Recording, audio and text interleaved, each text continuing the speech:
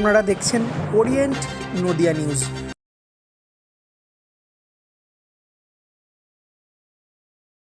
একদম রয়েছি ঠিক রানাঘাট দে চৌধুরী পরিবারের যে দুর্গাপূজা, সেইখানে তারা কি ভাবে এই পুজোটি সম্পূর্ণ করেন জানবো, দেখবো আমরা সম্পূর্ণ ওরিয়েন্ট নদিয়া নিউজের পর্দায়।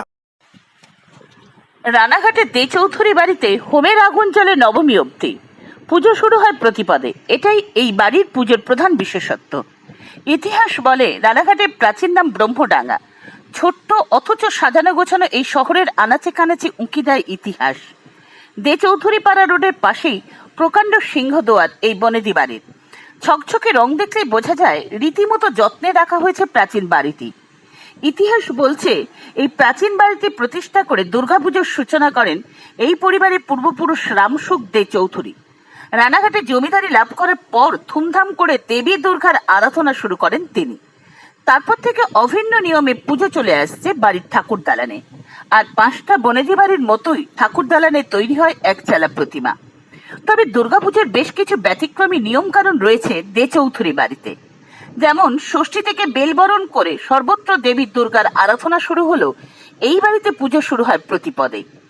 মহালয়ার পরদিন প্রতিপদ থেকে বাড়ি বাঁধানো বেলতলায় প্রতিষ্ঠা হয় ঘট। সেই ঘটকে কেন্দ্র করেই শুরু হয় হোম। এটাই সবচেয়ে বড় আকর্ষণ, কারণ একবার প্রতিপদে হোমের আগুন জ্বললে তা নেভানো হয় সেই নবমীর পুজো শেষ হওয়ার পর। ততদিন দিবারাত্র অগ্নিশিখা প্রজ্বলিত থাকে হোমকুণ্ডে, সাথে ঠাকুর দালানেও জ্বলে মঙ্গলদ্বীপ। নবমীতে হোমের সঙ্গে নেভে সেই প্রদীপও, এমনটাই জানাচ্ছেন এই পরিবারের পক্ষ থেকে অমরনাথ দে চৌধুরী।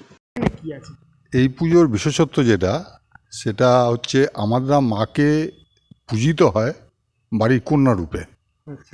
এবং একটা কন্যা বিয়ের পরে বাপের বাড়ি আসতে যেরকমভাবে তাকে আদর আপ্যায়ন করা হয়, সেইটাই করা হয়। এবং এই পুজোটা আমাদের শুরু হয় হচ্ছে প্রতিপদ থেকে। প্রতিপদ থেকে আমাদের যে সামনে বোদনতলা আছে, সেইখান থেকে ঘট প্রতিস্থাপন হয়ে সেটা আমাদের তো পুরো দশমী অবধি চলে।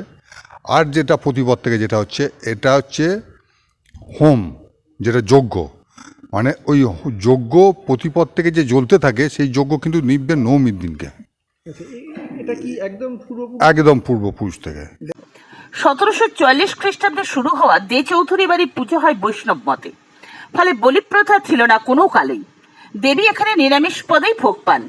ভোগ উৎসর্গের ক্ষেত্রেও রয়েছে চমক। এখানে দশভুজার নিকট উৎসর্গ হয় কাঁচা ভোগ। এই পরিবারের সূত্রে জানা যাচ্ছে চাল, ডাল, সবজি, মশলা, তেল সব রান্না না করেই দেবীকে উৎসর্গ করার রেওয়াজ রয়েছে অতীত থেকেই। তথ্য বিশ্লেষণ করে জানা যায় আরো রোমহর্ষক কাহিনী। পরিবারের ইতিহাস বলছে দে চৌধুরী বাড়ির প্রথম পুরোহিত ছিলেন পঞ্চানন ঘোষাল, একজন নিষ্ঠাবান ব্রাহ্মণ। শোনা যায় পুজোর আগে একবার স্বয়ং দেবী দুর্গা পঞ্চানন ঘোষালকে স্বপ্নে দেখা দেয়। তিনি বলেন, যতদিন রানাঘাটে দে চৌধুরী বাড়ির একটা ইট অবশিষ্ট থাকবে, ততদিন আমি এই বাড়িতে আসবো 2টো বেলপাতা আর গঙ্গা জলের লোভে। পরবর্তীকালে সেই ঘটনার কথা পরিবারের সদস্যদের জানিয়েছিলেন পুরোহিত পঞ্চানন ঘোষাল। এরপর কয়েকশো বছর পেরিয়ে গেলেও আজও মনে করা হয় বোধনের সঙ্গে সঙ্গে দেবী এই বাড়ির চৌকাঠ ডিঙিয়ে আসেন অন্দরমহলে। এই পরিবারের পূর্বপুরুষ রামসুখ দে যথেষ্ট ধর্মপরায়ণ মানুষ ছিলেন। একসময় ব্যবসার চরম উন্নতি করে জমিদারি কার্যকলাপ শুরু করেছিলেন। পাশাপাশি তিনি দরিদ্রদের নিজের সাধ্যমতো দান করতেন। তৎকালীন সময় ইস্ট ইন্ডিয়া কোম্পানির তার ব্যবসার প্রভূত উন্নতি এবং দান খয়রাতির কার্যকলাপ লক্ষ্য করে তাকে চৌধুরী উপাধিতে ভূষিত করেছিলেন। তার পরবর্তীকালে তাদের পারিবারিক উন্নতি লক্ষ্য করে এই অঞ্চল দে চৌধুরী মহল্লা এবং দে চৌধুরী পাড়া হিসেবে পরিচিতি লাভ করে। নদিয়া থেকে লালটু ভট্টাচার্যের রিপোর্ট। বৈষ্ণবী ঠাকুর আমাদের মধ্যে এখানে কোনো বলি পোতা নেই। হ্যাঁ, আমাদের বলি পোতা নেই। আমরা বা চাল কুমড়ো, কলা এইসবের কোনো ইয়েই নেই। আমাদের বলি যেটা মাকে উৎসর্গ করা হয় সেটা পুজোর মারফতেই করা হয়। মাসকলাই বলি যেটা বলে, সেটা হচ্ছে পুজোর ভোগের বিশেষত্ব কি আছে? প্রতিদিনই হয় না, আমাদের ভোগটাও একটা ব্যাপার আছে। আমরা কিন্তু মাকে ভোগ কোনোদিন আমরা রান্না করে দিতে পারি না।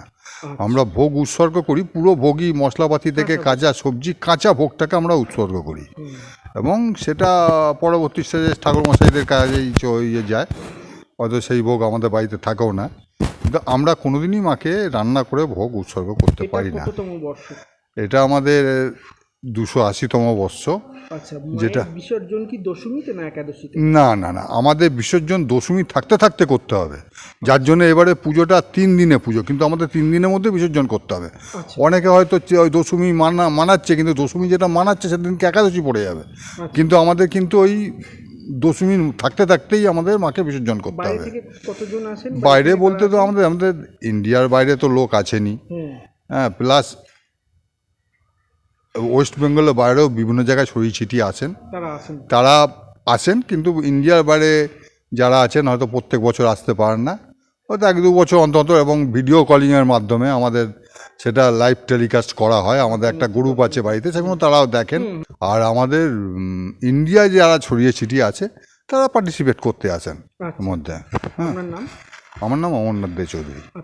ওরিয়েন্ট নদিয়া নিউজের পর্দায় আপনারা দেখতে থাকুন প্রত্যেকে। আমি ছিলাম আপনাদের সাথে লালটু ভট্টাচার্য। ধন্যবাদ।